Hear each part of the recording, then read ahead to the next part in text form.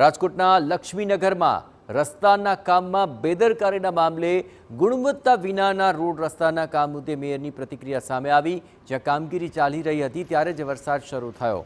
એટલું જ નહીં, વરસાદ ચાલુ થતાં એજન્સી પાસે ડામરનું કામ અટકાવી દેવાયો હોવાનો પણ મેયરે દાવો કર્યો છે।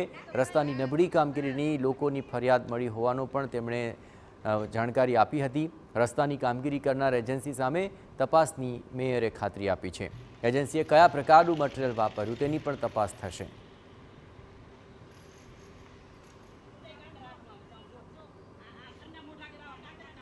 વરસાદે લક્ષ્મીનગરનો વિસ્તાર છે, ખૂબ અવરજવરવાળો વિસ્તાર હોય।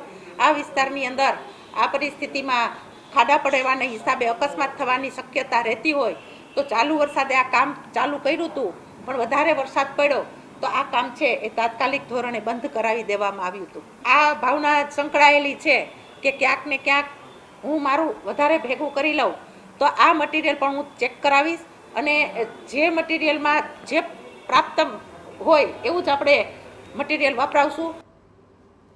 અત્રે ઉલ્લેખનીય છે કે રાજકોટના લક્ષ્મીનગરમાં નવા બનેલા રોડની ગુણવત્તા સામે સવાલ ઉઠ્યા હતા। જાગૃત નાગરિકોએ આંગળીના ટેરવે રોડની કપચી ઉખાડીને બતાવી દીધી। આરોપ છે કે ચાલુ વરસાદમાં રોડ બનાવવામાં આવતા તેની ગુણવત્તા નથી જળવાઈ, તો હલકી ગુણવત્તાવાળા રસ્તા પર ખાડા હોવાથી અકસ્માત સર્જાતા હોવાની પણ રાવ ઉઠી હતી।